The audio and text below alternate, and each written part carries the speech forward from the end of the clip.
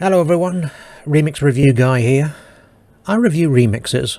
We're coming up to the end of the first year of this channel, and a lot of this time has been spent trying to figure out exactly what kind of content I want to make when reviewing remixes. Do I want to do more quick-fire spoken thoughts about the albums and EPs I listen to, like Anthony Fantano? Or do I want to be more like Todd in the Shadows and make extensively researched, copyright-infringing mini-documentaries, giving full context for the artists and their work? Thus far, the content I've made has veered more towards the latter style, and as much as I'm proud of the videos I've made so far, the amount of time that I've spent on them has resulted in one noticeable problem. I've missed quite a lot. There's been quite a few interesting remix projects in 2024 that I just haven't had the time to do a deep dive into, and yet I think it would be a shame if I didn't try and flag their existence up a little more than I have thus far. So in order to make up for that, I'm going to start a new series of videos covering remix albums and EPs that I thought were notable, but perhaps not worth making a full video about for whatever reason. So here we go with the first episode of my new series, Remix Review Guy presents We Missed Reviews! Why? Admittedly, that title sounded a bit funnier on paper. So let's blast through a bunch of remix projects I didn't get around to reviewing in 2024, starting with...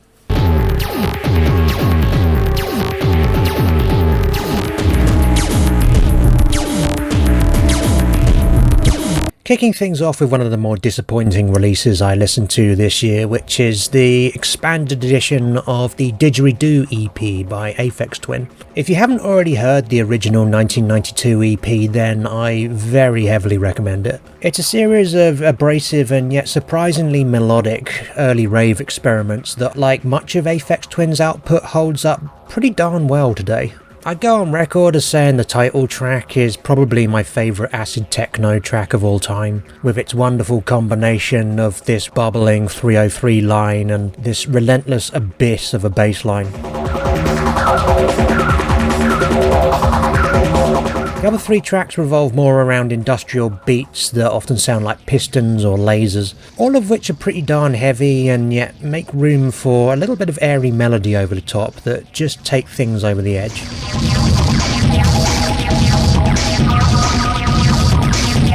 The expanded edition of this EP that released this year includes 5 previously unreleased versions of all of these tracks, which were recorded from a bunch of CR7E tapes that Aphex had lying around in his archive, and to be quite frank, I can hear very little difference between these and the original versions.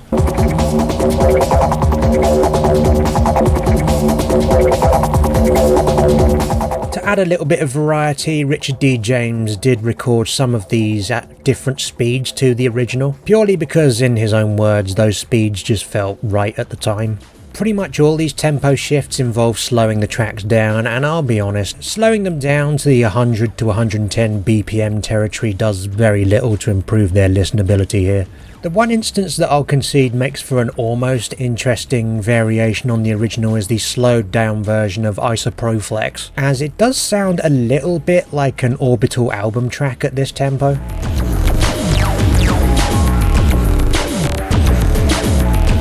There's also a version of Didgeridoo that was apparently recorded live in Cornwall. Sounds like a slightly less detailed version of the original, but the main change I can detect is the bass line has been pitched up an octave, which nullifies the effect of the track for me. That low drone on the original just makes it so much more menacing. So yeah, if you're a sound quality nerd or an Aphex completist, then these might be of some interest to you, but I found these new versions kind of a waste of space. And yeah, in terms of whether these new versions are better than the originals, it's a definitive no. Get yourself this EP if you're new to Didgeridoo by all means, but don't expect anything that interesting out of these CR7E versions.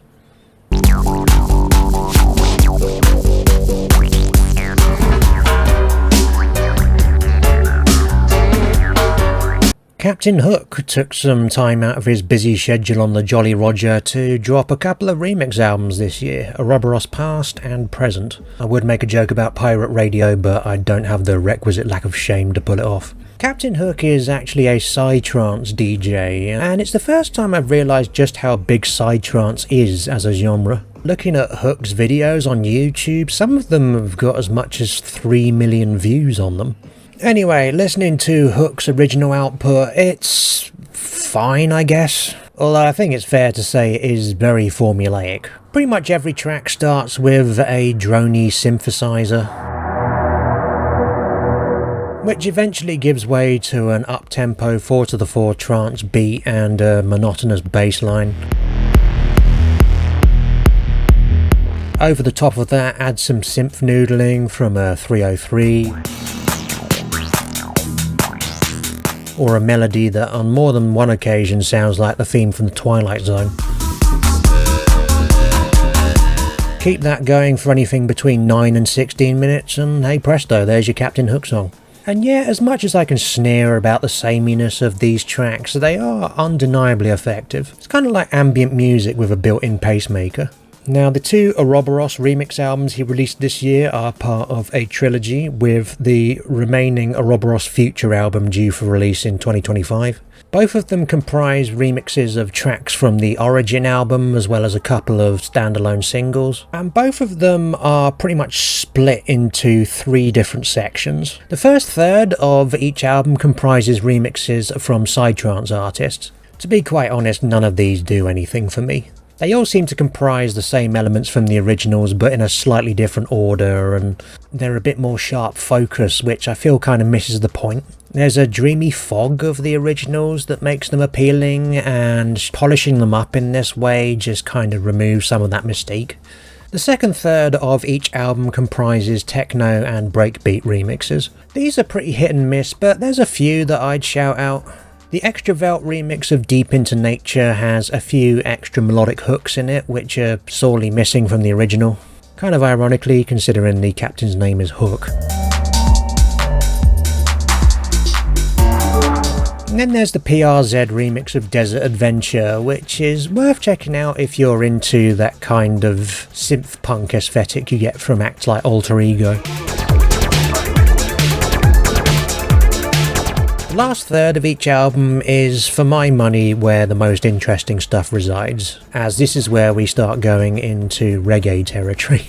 The Grouch remix wanders impressively through a bunch of different reggae-adjacent genres.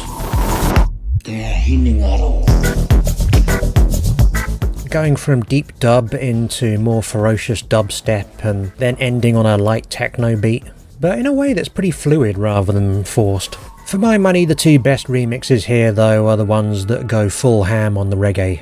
Blue Tech's remix of Let There Be Light parts the wall of synth that begins the track with some melodic accord that pierce through the haze. Then after the classic rhythm guitar, you actually get some rather pleasing noodling on the Fender Rhodes.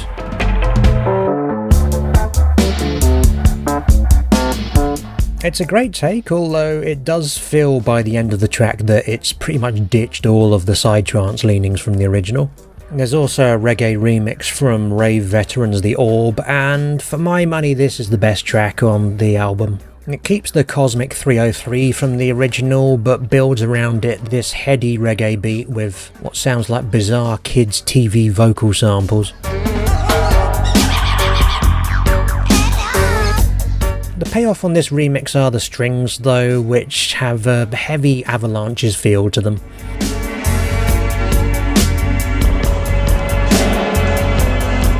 There's just a really gorgeous sense of floating through the cosmos on this one, and it ends on this big cinematic string solo that almost has a to be continued feel to it. So yeah, with these albums I'd say they're both backloaded with their best stuff, but if you're into interesting down-tempo stuff then very much worth checking out. I give both of these albums a kinda rating because about half of each of them is pretty solid, so yeah, pretty good packages.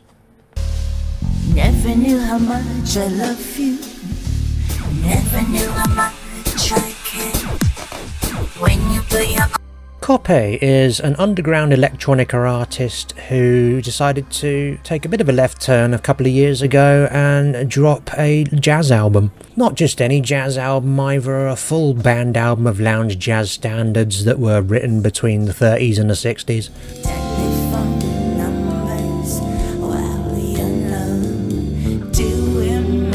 I'm no expert on lounge jazz, but this album sounded pretty good to my ears. Many of the tracks here have a bleary-eyed, early morning quality to them, occasionally throwing in other jazz elements like bossa nova or bebop into the pot. And you can kind of hear her electronica credentials in this sound a little bit, as parts of it did remind me a bit of Square Pusher, circa Music is Rotted One Note. Nowhere near as discordant, but just the general atmosphere. Now, this year, Coppé followed up on Untweaked with a remix album titled Tweaked. Many of the remixes here are from veteran names of the electronica underground, and as a result, this collection is surprisingly coherent overall. Most of the remixes try and find a middle ground between their own experimental electronics and the original jazz sonics, and the results are generally pretty effective. Although if there's one trope that holds a few of these remixes back, it's the propensity for the remixers to plaster Coppé's vocals with effects.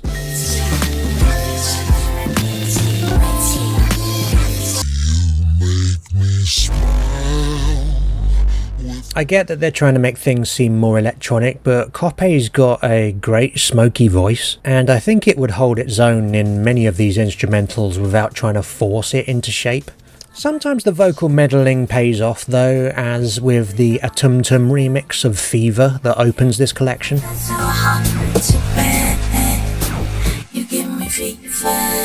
As the effects that he puts on Coppé's vocals are so over-the-top electronic that they fit surprisingly well over this rough-edged Velcro shuffle of a beat. It's pretty bananas and comical, but I actually quite enjoy this take, especially when it gives way to some of the original jazz noodling.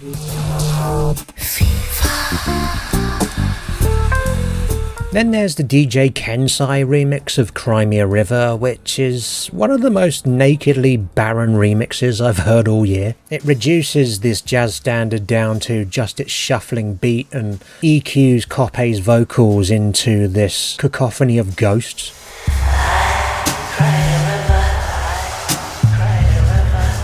Which really conveys the emotional hollowness of this song in a way that no other version I've ever heard of it does. A few of the remixes do really well by leaning into the soul influences here, such as the Luke Vibert remix of My Funny Valentine, which has those bountiful 70s chords that wouldn't sound a million miles away from something MF Doom would have rapped over.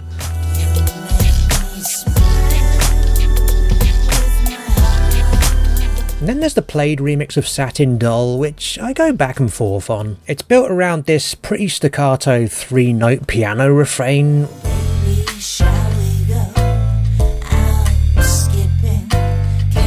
Depending on my mood, I either find it pretty annoying or intensely addictive. At any rate, if you can get over that hump, it is a classic remix in Plaid's pantheon. So yeah, this gets another kind of rating for me, as about half the tracks I'd say improve upon the originals. But of all the stuff I'm reviewing in this video, this is probably the album that coheres the most as a consistent listening experience, so very much recommend it on that basis.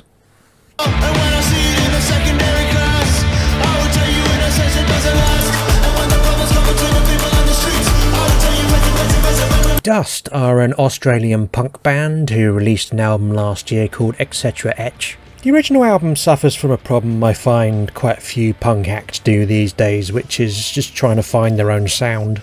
Their vibe is sort of somewhere between The Jam and Maximo Park.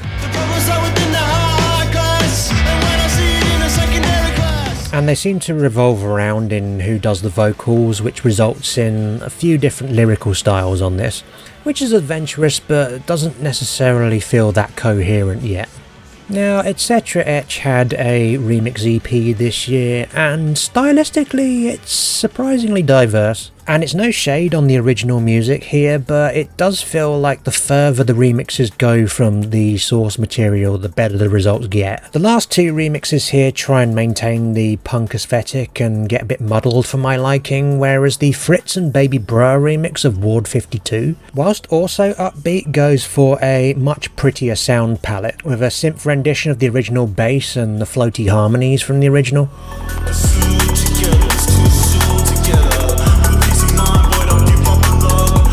Then there's the opening remix, the Gorchi remix of The Gutter, which transmogrifies the frantic vocals from the original into this mid-tempo EDM drama with a lot of melodic arpeggiators going off.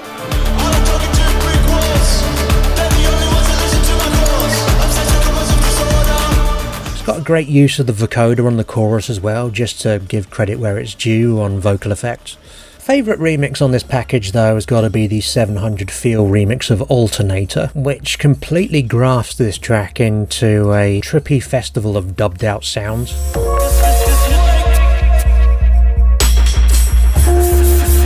Think maybe James Blake around the time of Clavierwork, or Mount Kimby circa Maybes. It should be said this remix does reject a lot of the original's elements, with the only discernible remnants being these echoing piles of vocal debris, but it's a great little remix nonetheless. So yeah, about 3 of the 5 remixes here are genuinely very much worth a punt, which is why I'd give this one a mostly rating. From the street to the city to the ghetto, shot it from the roof when they hit the instrumental.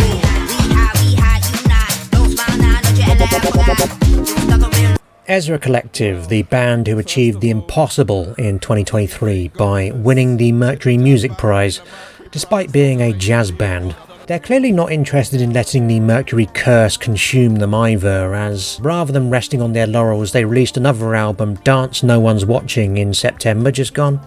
Earlier this year though, they did drop an EP of remixes from last year's album, Where I'm Meant to Be, and there's a few interesting experiments here. A couple of the remixes are by Ezra themselves, including the opening track, Joy, which is a rework of the original album's opener, Life Goes On. This track was one of my favourites from the original album, as it featured Sampa the Great on vocals, and her vocals matched up really nicely with the spring in their step.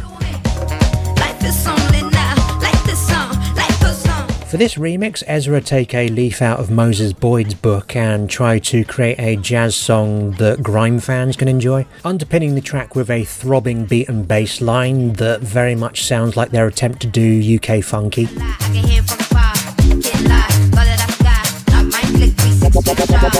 It's not too bad, but the bass line is a little overpowering, and to be honest, I think this kind of stomps on the individuality of the original. The jazz elements combined with Sampa's vocals were what made the original so compelling, and without those, this kind of feels like more run-of-the-mill bass music. They also turn in another version of Siesta, titled the B-side version.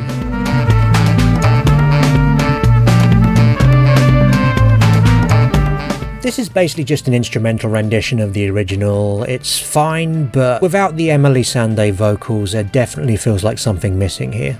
Much like Joy, the 3 remixes from guest producers here go more into specific genre areas, with variable results. The one that really works for me is the King Crowny Goes Deep mix of Welcome to My World, which takes the Nando's background jazz of the original and turns it into more of a soulful house redux that feels like it fit right in Ibiza or Notting Hill Carnival.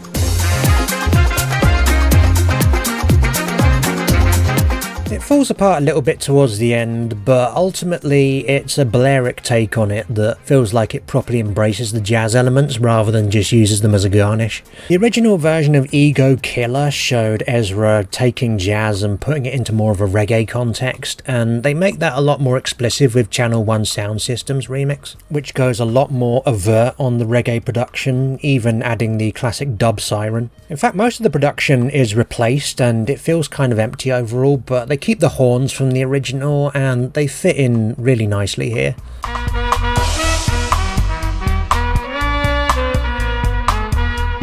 I'd like to have heard more of these horns being deployed, but genuinely interesting take, this one.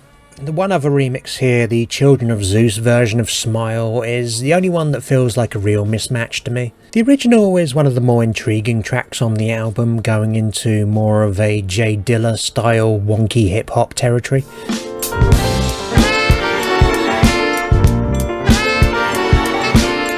And the Children pretty much ditch all of that in favour of a languid 90s sounding R&B song. That's all I'm after. Good time, it's gonna be all. It's dreamy enough, I guess, but without any of the original elements peeking through here, this feels pretty anonymous. So a couple of worthwhile takes here, and I'd give this EP a partly rating. Hey, we're stuck in the matrix, fooled by the same shit.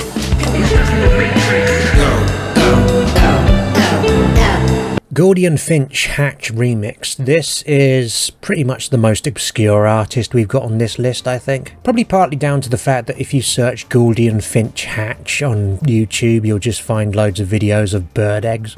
Gouldian Finch is an alias of Norwegian drummer and composer Martin Hornveff, probably best known for being part of the group Jaga Jazzist, a band that made the sort of bouncy jazz that 90s Ninja Tune fans could enjoy. His album Hatch is an ambitious proposition and is both one of the most innovative albums I've heard this year and one of the worst. Basically, this album takes elements of EDM, IDM, jazz, modern classical, hip-hop and sophisti-pop and tries to throw them together into this big melting pot. The problem is that very little of it actually melts. It all just sits around in these big chunks and there's very little meaningful interaction between the elements. Many of the tracks have these abrasive electronic beats that completely engulf most of the melodic elements that try and stick their head up. Some of the things that I learned from Adiba. There are guest musicians here and guest vocalists on several of the tracks, but all of them just seem to be fighting to be heard. Like they're saying to Hornveff, look, I know you're a drummer, but I bought a plane ticket to come here. Several of the tracks end with these lush cinematic strings, and in each case it just sounds like an apology. As if to say, look, we know this track didn't work, just have this pleasant bit of music to tide you over. So yeah, it's a complete mess, but there are good ideas at play here, and such an album is very much ripe for the remix treatment. Most of these remixes improve things just by keeping things simple and improving the interaction of the instruments a bit better. The Pow Pow mega mix of Natus Kalpus, for example, manages to beat Lindstrom at his own game, with a neo-disco take that makes great use of the strings from the original.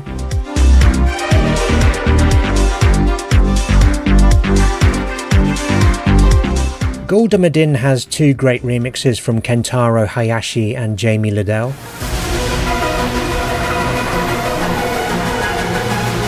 So if you're into either the electronic melodrama of Arca and Oomph or stripped down soulful piano ballads respectively, then you're in the right place here. Maybe I was globally resistant. Bogdan Razinski has a nice hypnotising deep house take on Breathe, built around these disorienting piano loops and a vocal that almost sounds like everybody's free.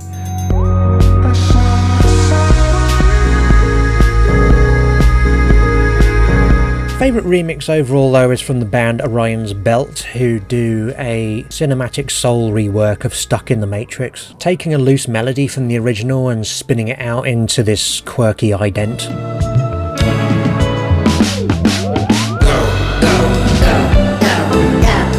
So, a bizarre project this one, but one that I do feel a little richer for having listened to. I'd say overall I rank this as mostly better than the original, but there's only a handful of tracks here that really prize something memorable out of the wreckage. And if you don't run away, could be a happy. Kelela, Rave N, the nicely named remix a companion to her 2023 album Raven. Of all the albums in this list, this is probably the one that I feel most bad about not reviewing at the time it came out. I was all geared up to review this in the first couple of months of my channel, and then ultimately I bottled it. Partly because I just wasn't ready to review something this extensive that early on. But also, even though Kelela really went to town on this release, the sad fact is I found Raven the remixes quite underwhelming overall. The main problem is Kelela's vocals, which I should stress are great in the original album. They've got this wonderfully intimate quality to them.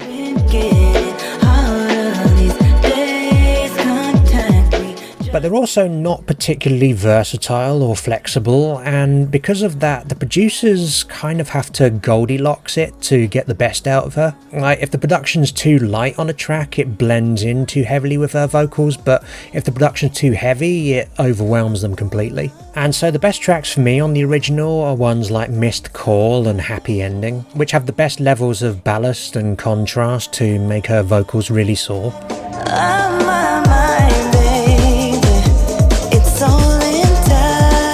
A fair few of the tracks on the original just go too far into reverbed ambient territory, so they end up being too soft. But on this remix companion, the remixes tend to go the opposite direction. Many of the remixes here just steamroller their way in with these upbeat rhythmic workouts and don't really figure out how to fit Kelela's vocals neatly into what they've created. This remix album covers so much ground. You've got trap, dembo, techno, hard dance, reggaeton, footwork, drum and bass, industrial noise workouts, many of which often reside within the same remix. And if anything, it's the slightly ham-fisted way that many of these tracks shift between these genres that I found a little off-putting. But I will say that the best remixes on this album are really good.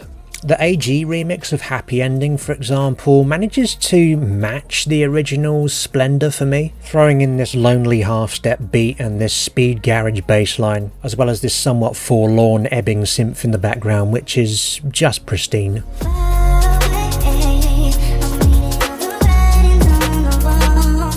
Then there's the remix of Closure, which feels like the most labour-intensive remix on this album. The two remixes, Flexulon and Bambi, make this funky, almost amapiano beat with these wobbly background synths. It's that right combination of hefty and light to give Kelela's vocals a fair shake, but more importantly, it takes the guest verse from Rara Gabor that felt somewhat ill at ease in the down-tempo R&B of the original, and places it into a context that suits it much better. As if that wasn't enough, they also add a brand new verse in from Brazy, sounding sleepy and sassy simultaneously. But this remix just keeps trying to top itself. It adds in a new bass line, the beat speeds up. My favourite remix of the album, however, has to be the Karen Yame KG remix of Contact, which, as far as I'm concerned, is an absolute masterpiece. For an original album that's so heavy on reverb throughout, Yame has an absolutely genius way of improving this song, which is to add more reverb.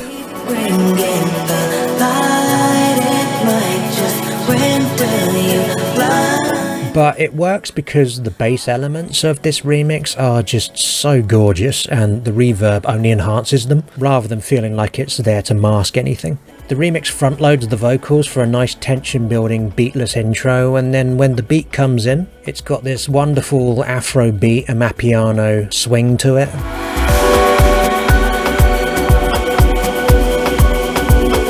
The layering's so good here, and it just feels so much more visceral than the original. I love this remix. So a somewhat disappointing remix collection overall, and one that I would give a partly rating to, but with the caveat that this contains some of the strongest remixes I've heard on any project this year.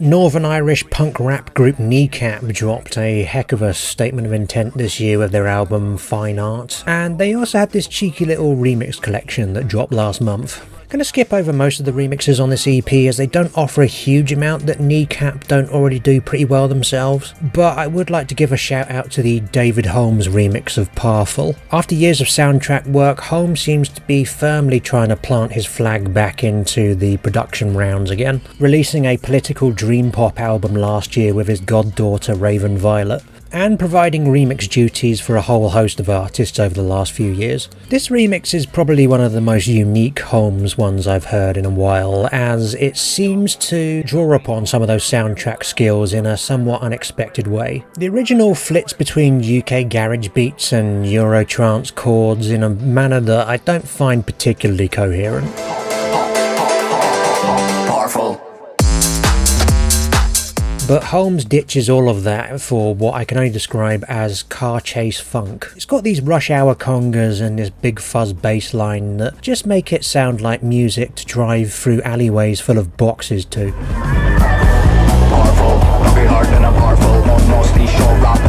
It's almost got a bit of that early 80s post-punk funk vibe to it, like 23 Skidoo for example. I wouldn't say it's entirely successful. The mixing on this is a little bit odd and weirdly lo-fi, but it's definitely the most interesting approach to Kneecap sound out of everything on this EP, and it is an improvement on the original for my money.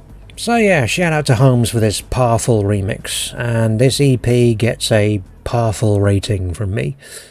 Say what you feel. Love is divine. Techno legend Luke Slater released a single under his LB Dub Corp alias this year, and generally with this video I have decided to focus on EPs and albums just to whittle down what qualifies so this video doesn't end up being 4 hours long. I am making an exception for this single Only the Good Times, however, as it contains a remix from Burial, which frustratingly dropped just as I was finishing editing my Burial Remixer retrospective video in May. So I was not able to cover this one and give it a rating in my tier list. That changes now. So the original is not dissimilar to the other Luke Slater track that Burial already remixed, which was his 90s track Love, in that it's this juxtaposition of harmonic beauty and rhythmic ambivalence. When we walk together, don't live a lie. The keyboards on this are gorgeous, but the beat seems like it would just be chugging away regardless of what Slater put over it. Like, it doesn't feel like the most symbiotic relationship between the two elements here. And also there's some spoken word samples here, which I believe are a reference to the late Dutch street preacher Arnold Cox. I think part of it might be a sample of him, I'm not entirely sure. So this track's fine, but one of the things I do notice about it is it already has something of a Burial feel from those opening chords. And given that Will Bevan tends to make his remixes as distinct from the original as possible, I think that leaves him at something of a loss here, because this 10-minute rework is one of the most minimal things he's ever produced. You get the standard Burial moody chords and vinyl crackle sounds at the beginning, and then the beat comes in, which is based around this weirdly clipped vocal mumble. This beat is okay, and I probably wouldn't mind it so much if there was a bunch of other stuff going on in this track, but Burial decides that it's captivating enough to drag it out for 10 minutes, mostly unaccompanied. The one notable melodic element that Burial does introduce has previously appeared in an unreleased Burial track called True Love VIP.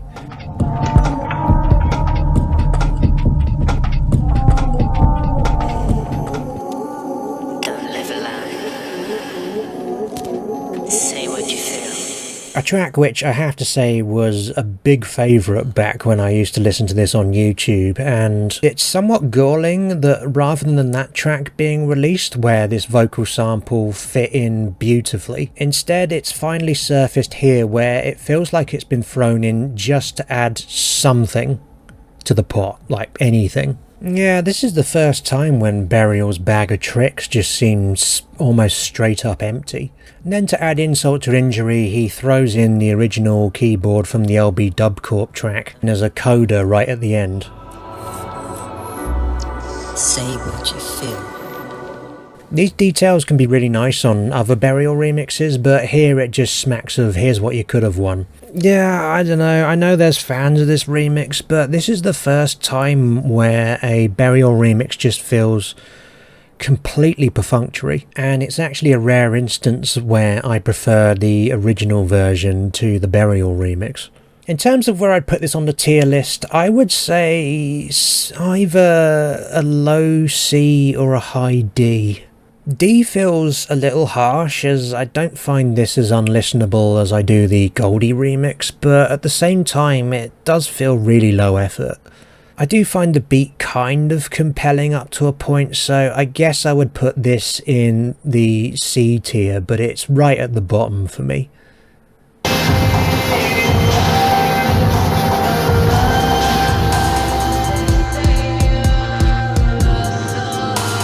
That's not a typo, by the way. Lana Del Rabies is genuinely the name of an industrial artist.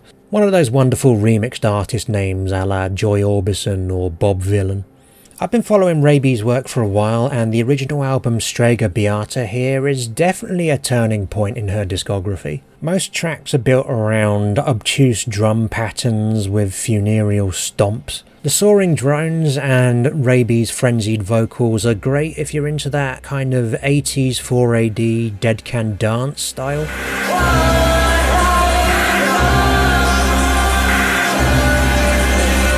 But the composition of the tracks just feels more dynamic than anything she's done before, and there's additions of more melodic instruments like piano and violin that really give this sound a new edge.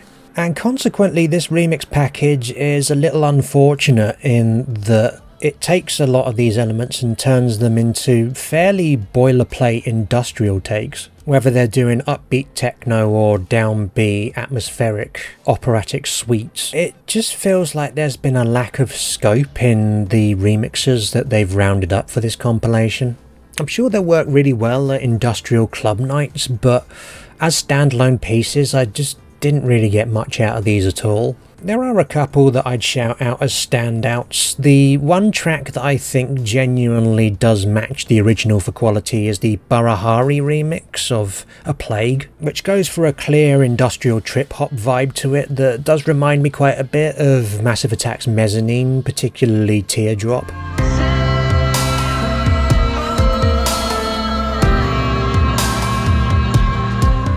And in terms of the techno remixes, although I wouldn't say it topples the original, the Tassel remix of Mother is the most interesting take for me, as it has a lot of these fun little percussive elements being fired off from a sampler EBM style.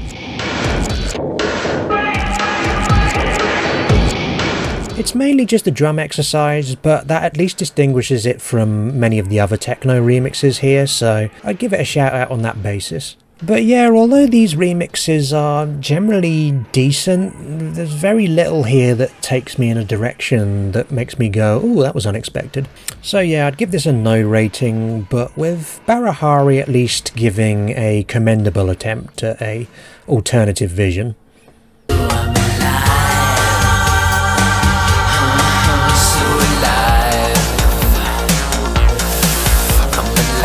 Love and Rockets, So Alive. The original is the oldest track that we're covering in this video, given that it dates from 1989. Love and Rockets are a band created by Daniel Ash and several other refugees from the band Bauhaus. And So Alive is their biggest hit, at least in the US, where it reached number 3 on the Billboard chart, and might even have gone higher if there weren't a few films out at the time. This track kind of highlights the weird place that alt-rock was in the late 80s, as this doesn't really sound like anything else that I can think of. At least not as a whole. There's definitely elements I can detect from other artists, like the drum machine that absolutely reeks of Fine Young Cannibals.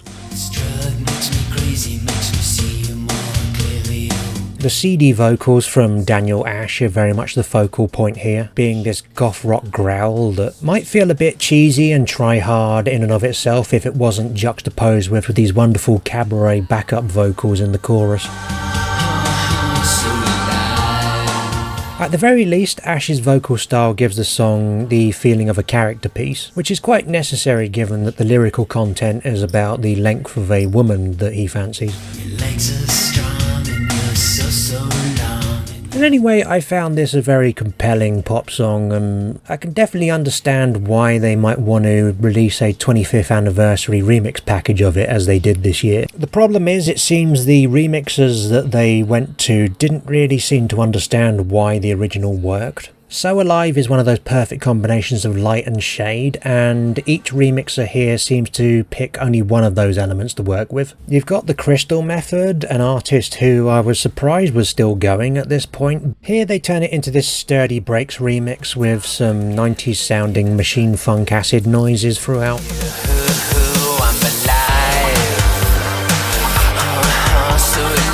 Problem is, it mainly focuses on Ash's vocals and utterly drowns the backing vocals so that they're barely audible. And then there's the remix from DJ K that goes too far in the other direction, turning it into a chirpy disco number with a bizarrely out of tune sounding bass line. There's a nice camp swagger here that perfectly houses the backing vocals, but Daniel Ash ends up sounding kind of out of place here. Both remixers do instrumental versions here as well, and for my money they are the most successful things here, given that they just allow them to lean into their own strengths. But overall, this EP feels like a missed opportunity. It's a great idiosyncratic track, the original, and I feel like it deserved better remixes than this.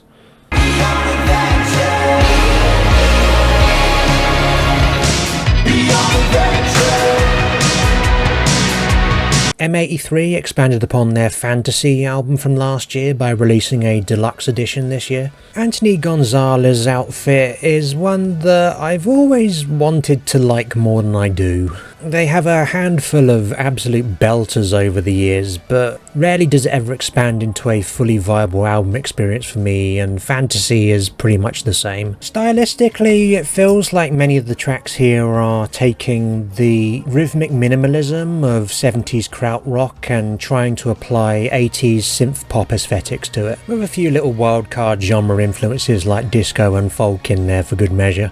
Problem is, many of these tracks seem to lack the muscle of krautrock, but nor do they have the coherence of the 80s pop that they're referencing, so these tracks often feel like a bunch of good moments that just don't really gel into anything substantial. The one exception I'll cite is Ocean's Niagara, where the minimalism of the pretty sparse verses give way to this wonderful eruption of chords on the chorus. And it genuinely built to a climax that made my eyes leak. The deluxe edition adds 9 new remixes to the track list, and there's some worthy contenders here. The remix of original album closer Dismemberment Bureau by Maps is definitely a strong one for my money, ignoring the structure of the original and focusing more on the feel of the overall composition, with this twinkly constellation of synths and this slow measured drum beat.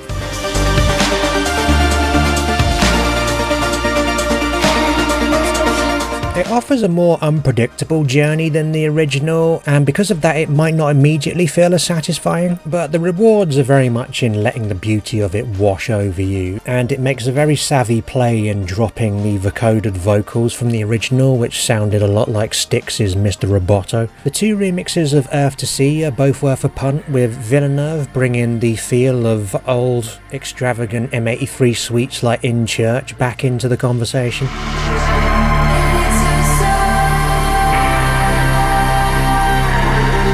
And then there's regular M83 collaborator Kelela, who manages to make things sound a lot crispier, adding a low bass line, some new wave guitars, and these wonderful 70s sci-fi synths.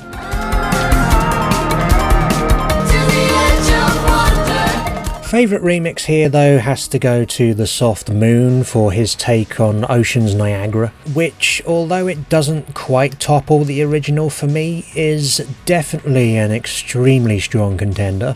Louis Vasquez, aka The Soft Moon, made a very clever play on this one by not trying to compete with the epicness of the original, instead going off in his own much murkier direction.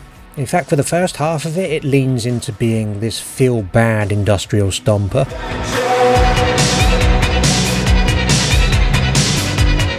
And yet, for all its minor key darkness in the first half, it comes out of the middle breakdown with some light at the end of the tunnel, giving it a wonderful, more subtle journey that really works.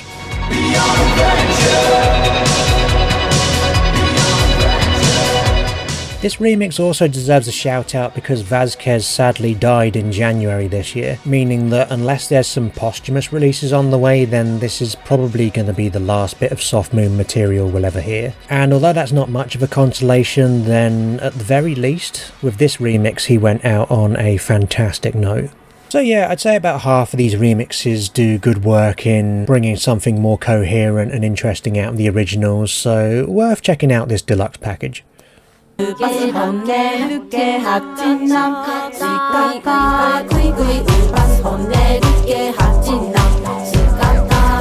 an interesting one. Marewrew are a Japanese a cappella group who specialise in performing traditional songs from the Ainu natives of northern Japan. These songs are mostly under 2 minutes long and mainly comprise of round chanting accompanied by hand claps.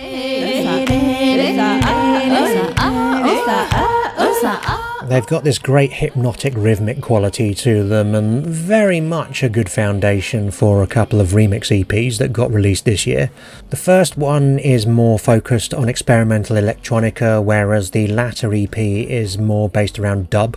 And for me it's the dub reworks that really yield the most rewards here, as they tend to add more melody to the pot. The remixes on the first EP are also good, but they tend to focus more on rhythmic elements, and because the vocals of Marewrew are already pretty rhythmic, then it feels like they're occasionally over-egging the pudding somewhat, though it's at least worth it for the dissonant clown funk of Andy Otto's remix of Cicata Koi Koi.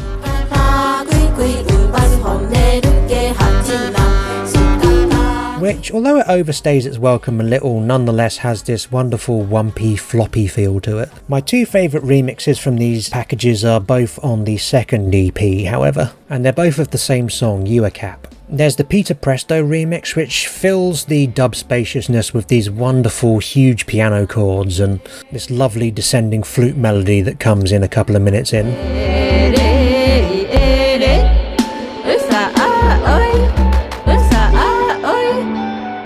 But for me it's very much the Elijah Minnelli remix that takes the crown on this compilation. It introduces the elements a little more gradually than the Presto remix does, but the details on it are so good, adding this ghostly melodica and these foggy rhythm pianos.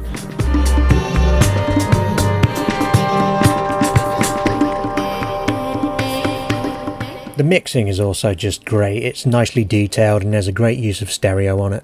There are a couple of remixes on these packages that fall short due to giving the vocals something of a short shrift in the way that they're deployed, but for the most part these are really creative EPs trying to match the feel of the original vocals in the production rather than attempting to shoehorn them into inappropriate production styles. And so yeah, these EPs get a mostly rating from me. I think these are both very much worth checking out.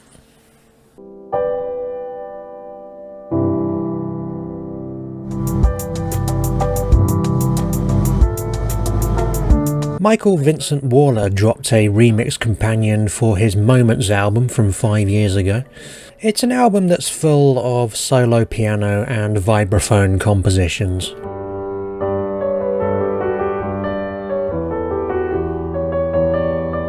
All of which are very pretty and not necessarily breaking the mould as far as I can tell, but if you're into that Eric Satie background music sound, or if you like modern classical stuff like Nils Frahm or Bing and Roof, then I'd recommend this album. I get the sense that Waller isn't necessarily that enamoured about being considered background music though, because there's some pretty out there artists on this remix collection. Anyone who's booking the likes of Shoo Shoo or More Mother for remixes is clearly not looking for their stuff to be ignored.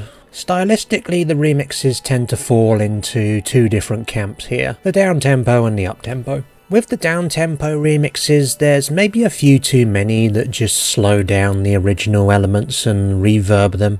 There are a few standouts in this realm though, like the Car Baird remix of Love Images that opens the album, adding some fairly high drones from what sounds like a violin and adequately fleshing it out rather than it just being, hey, here's the original but slower.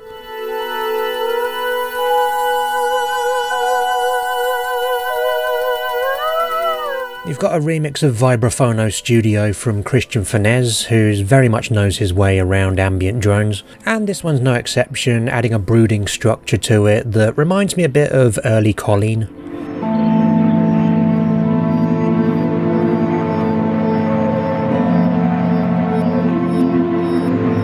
My favourite of the ambient remixes though has to go to the album's closer, the remix of Jennifer by Carmen Villain, changing the pitch and shape of the original piano so that it's pretty much unrecognisable here, and making it into this utopian loop over which Carmen improvises some new piano stuff.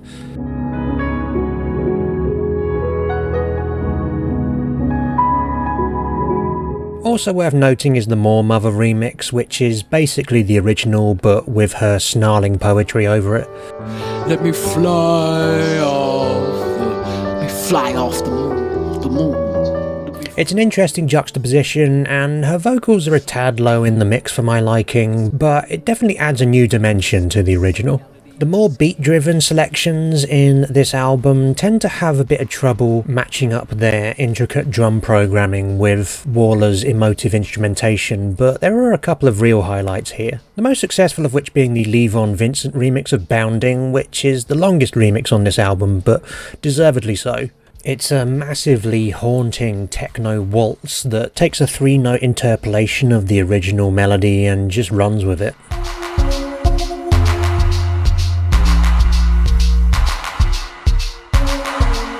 The space and silence on this is really pronounced, and it's a timely reminder that just because something is up-tempo doesn't necessarily mean it's uplifting. Although that's the best remix of the lot for my money though, I'd say the best individual moment comes from the Yusu remix of For Pauline. She crafts the sparse chords of the original into this rickety 8-bar rhythm that forms the basis for this slow techno remix.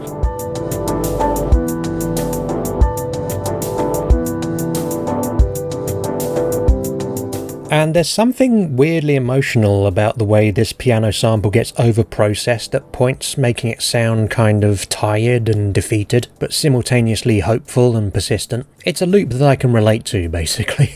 I don't think this remix entirely works, as there's some slightly muddy mixing in the middle that gives it a bit of a Gavin Bryars sinking of the Titanic feel to it, but as far as hooks go, that piano has been stuck in my head for numerous occasions this year.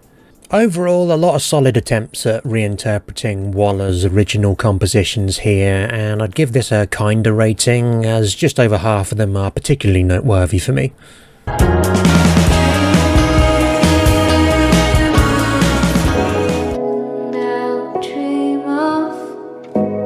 Nabihah Iqbal followed up her 2023 album Dreamer with a 5-track remix package this year. The original album is mostly dream pop in the 80s Cocteau Twins vein.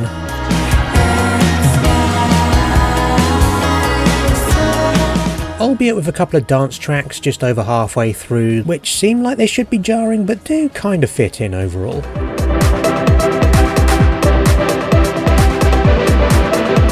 At any rate, these tracks seem to form the basis for most of the remixes on this EP. For me, the only one of these that holds up is Frank Wiedemann's remix of Zone 1 to 6000, the original of which is actually from Iqbal's first album, Weighing of the Heart, and out of the 3 prog trance remixes, it's the one that feels like it most appreciates what really works of the original. Do you care? Follow me, I'll take you there. The 2 standout remixes on this collection for me though include the Sizya remix of Sunflower, which goes for a slow techno approach that ends up sounding like a haunted grandfather clock.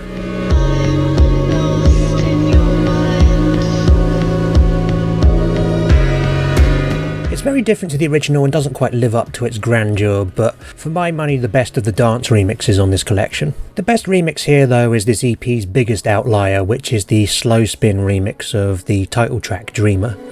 This love's hopeful love, this love's happy love. One can debate whether this technically counts as a remix given that everything about the original has been replaced, even Iqbal's vocals which Slow Spin has re-sung. But hey, if artists want to pass off commissioned cover versions as remix content, I'm not gonna kick up too much of a stink about it. Genuinely, this take is wonderful though, with slow spins, hushed vocals, and Zach Khan's warm keys showing that dream pop doesn't necessarily have to be plastered in reverb to be dreamy. So yeah, I'd say this EP is partly superior to its original compositions, but at the same time the Sizya remix is definitely worth a look in as well. Fill up on the feeling, fill up on the light.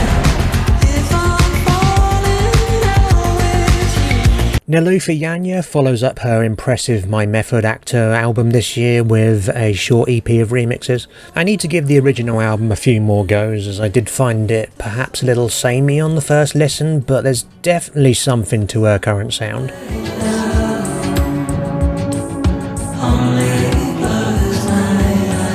The details in it are what really make the song soar. Every choice of drum sound, of guitar, of additional synths and strings here and there just really feels like it's been laboured over. Given how strong the original is, this EP is a little bit low-key and understandably so. Pretty much every remixer here seems to realise that they're not going to be able to compete with the original, so most of them don't even try. The one remix that does stick quite close to the original template is the Boy Harsher rework of Just a Western, which in typical Boy Harsher way just goes for a synth pop replaying of the original's elements, although there is what sounds like an interesting abrasive Hoover sample in the bridge that adds a little bit of edge to proceedings. The rest of the remixes here go off in their own focused dance music directions, and there's a couple that I would shout out. Jam City's remix of Call It Love cuts up Nilufer's smoky vocals into a more chipmunked affair, placing it in this world that's kind of UK garage, but thanks to the piano is a lot more IDM in feel, along the lines of artists like Plaid or The Black Dog.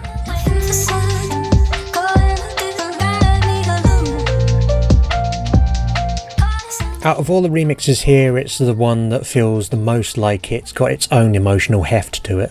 And then of the two remixes of Like I Say, I Run Away, it's the more times lesser remix that I appreciate the most. Going for this measured electro disco feel that has elements of industrial and new wave to it.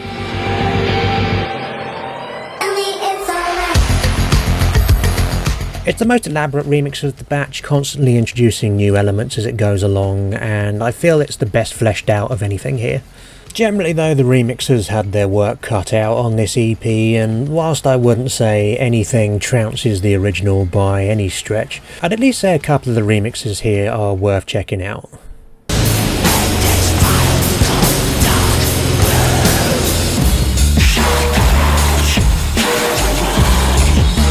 Portrayal of Guilt dropped a remix companion for their album about having sex with Jesus. Decided to cover this one in the video to future-proof against any potential monetization, but please donate. The original Christfucker album is metal. If you guessed that, you win a sweetie. I am not going to even pretend that I know which of the 412 subgenres of metal this album actually is.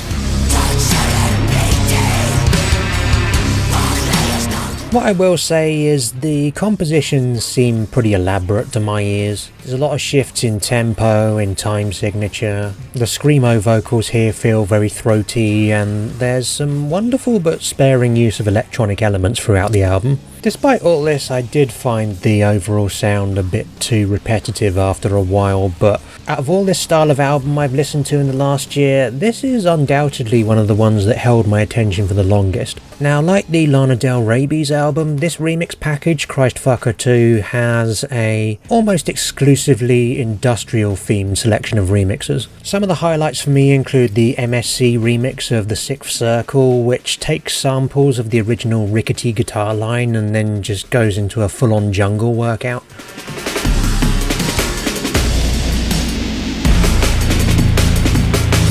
The Acidic Male remix of Sadist is a really nice industrial dancehall take, going surprisingly spacious and dubby.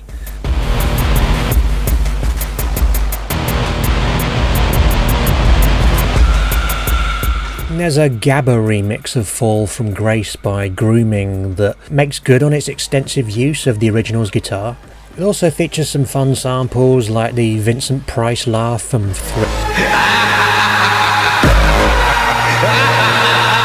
and also some robotic shoutouts to Portrayal of Guilt as well as to grooming themselves. Grooming. Portrayal of Guilt. Perhaps ends up sounding a little bit more like a serving suggestion than a shout out, but we'll let the courts decide on that one. A couple of the tracks in the middle go a little too hard into glitchy, stuck hard drive noise for my liking, but things pick up again shortly after with the best two tracks back-ending the collection. The Anatomy remix of Where the Suffering Never Ends appends this bouncy snare drum to it, as well as this strange mechanical whistle that gives it a kind of nin feel.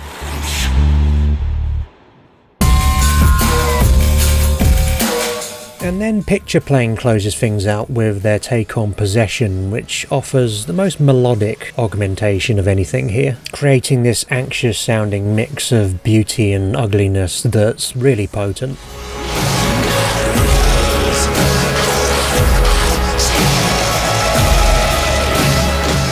But yeah, great remix album, this one overall. I think most of these are really creative interpretations that offer breathing room for a normally quite claustrophobic genre. But as much as I like most of these better, I would shout the original album out as well for being surprisingly versatile in its approach. What did you say?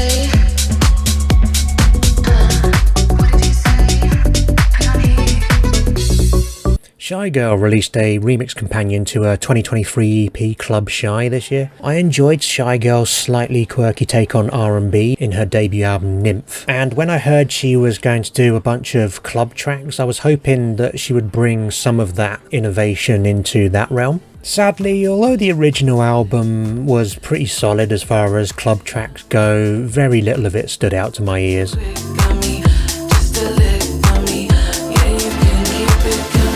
Partly it's just that EDM mixture of house beats, speed garage bass lines and trance chords. The biggest drawback with this EP though is that Shygirl spends most of it singing rather than rapping, which to be fair I've got no beef with her singing voice, but hits her patient filthy raps that very much form her USP, and it feels like those are few and far between on this EP. The remix companion seems like it would be a good opportunity to branch out with some of these tracks, but honestly it just feels like more of the same. At the very least I would give the Logic 1000 remix of Mute a shout out, as I think this is a genuinely captivating production. It zones in on the warm speed garage feel with this flubbering bass line and these light sax samples.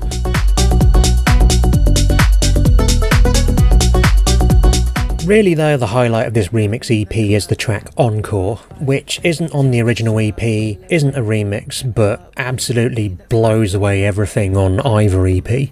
It's got Shygirl in full rap mode and the beat on it is absolutely filthy. As it stands with this EP, there's a couple of improvements on the originals, but really Encore is the standout here. Winding down a place.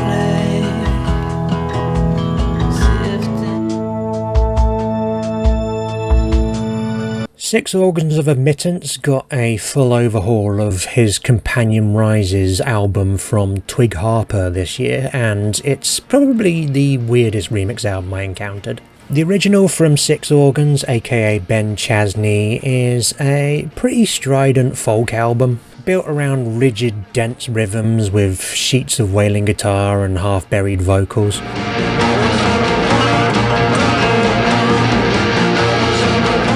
There's a lot of quite dry percussion in it and a fair amount of psych guitar noodling that has more than the ring of late 60s, early 70s stuff for me. There are a couple of more synthy elements in the mix, particularly in the beginning and ending tracks, which bring to mind the fluid droney ambient of Tim Hecker. And if you're a fan of Hecker, then I will say this Twig Harper remix companion might be for you. Harper is an electronic musician and sound artist, and he basically redoes this Six Organs album into a form that is almost completely unrecognisable. Much of it to me sounded like early electronic soundtrack stuff from the 50s and 60s, like Remy Gassman, Delia Derbyshire. Also brought to mind some of Ennio Morricone's work from the Crime and Dissonance era.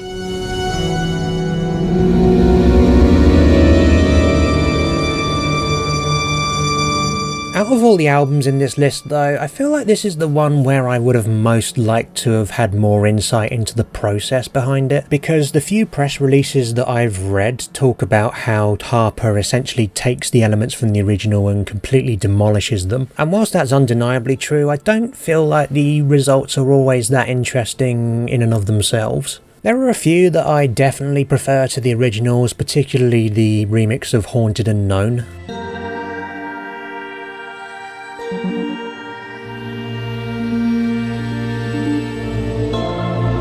There are also a few bizarre Easter eggs in Harper's composition, including a strange bit in Companion Rises where he seems to interpolate God Save the Queen.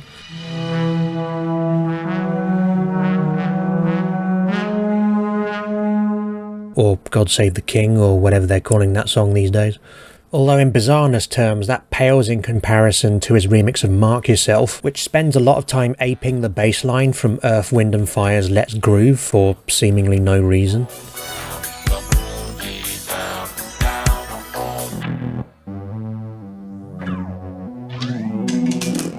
So yeah, I feel like there's some lore missing behind this remix album, which is a shame, as although it's fine as a album in and of itself, it just doesn't really hold the interest overall, despite some genuinely plucky compositions. As it stands, I find it kind of samey, but I also feel that way about the original, and on that basis I'd say half of the compositions here are significant improvements.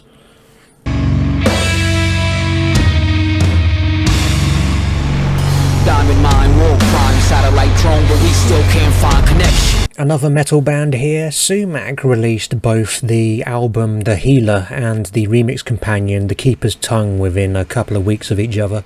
Sumac is one of those bands that comprises members of other bands, I guess possibly a metal supergroup, although I didn't really know much about the members' projects apart from the fact that one of them was in ISIS.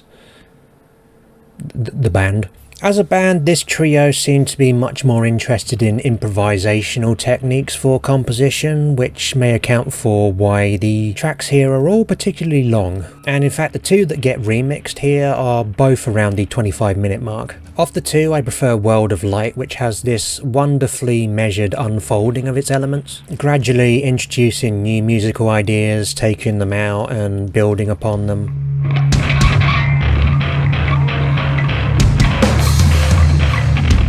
Fair amount of monotony, quite a lot of solos, and it ends on more of a grindcore note.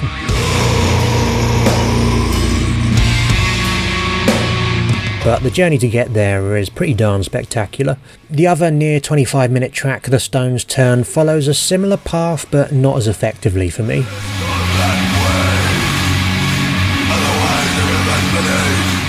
It blows its beans a little too early into the track's duration for me, to the point where I find myself kind of tired out by the 15-minute mark. Still, that's not nearly as exhausting as the remix of this track by Raven Chacon on the companion EP, which basically removes all of the spacious aspects for the original so that it is just the loud, noisy bits all crammed together. And just to ensure there's even less breathing room, he also EQs it so that it's just the mid-range. Very little bass to get stuck into here, no pause, no sense of structure or middle ground, just noise, noise, noise. I'm sure this is for someone, but it's definitely not for me.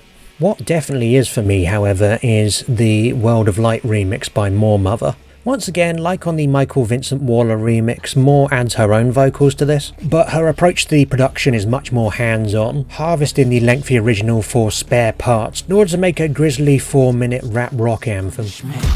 I see no twisters, no government. Nick the world watches punishment. I mean, I say anthem, I doubt Kid Rock fans are going to be listening to this anytime soon. Genuinely though, the beat that she creates here is fantastic. Starts kind of low-key and brooding, it then goes into a more emotive breakdown. And then suddenly starts thrashing around wildly, using these screamo vocals as backup. They've been chopping off hands at the diamond mine since King Leopold. Reminds me a little bit of Backwash, but rather than coming straight out with the rage, she kind of sneaks it up on you. So yeah, two very different ends of quality on this short EP, but it's very much worth it for the More Mother remix. Then a nasty girl,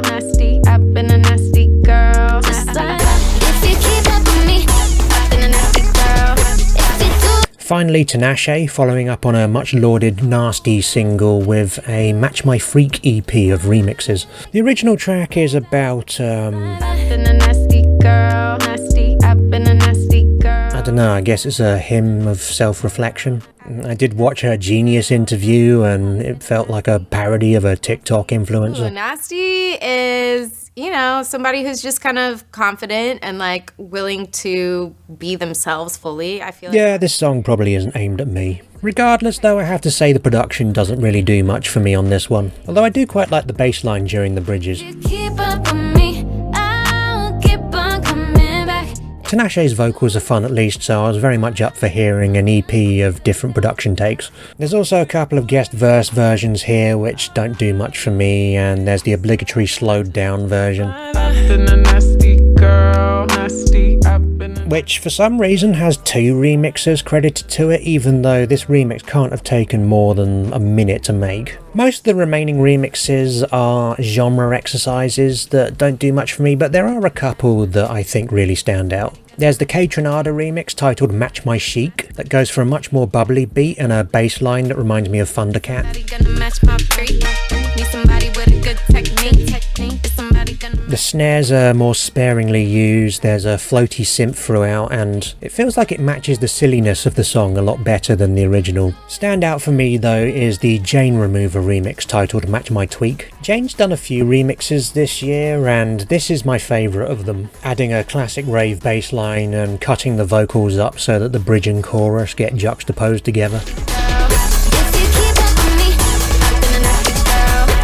I really like the franticness of this. It's lo-fi and glitchy, but also quite heavy and accessible. Production-wise, it sounds a tad thin here and there, maybe due to it being digitally composed, I'm not sure, but that's a minor complaint on what's otherwise a fantastic remix. So yeah, of these remixes, I'd say that 2 of them are more than a match for Tinashe's Freak. The rest of them, fairly nasty. And that is it. Thank you very much for sitting through what I imagine is probably quite a long video. Going forward, I'll probably try and do these videos monthly or at a push seasonally in order to make there be less of a backlog. But yeah, hopefully you got some recommendations out of this video, if not for remixes, then maybe for original tracks as well. And if you have any thoughts, feelings, comments on anything that I've reviewed in this video, let me know below. Thank you very much for watching. This video is over.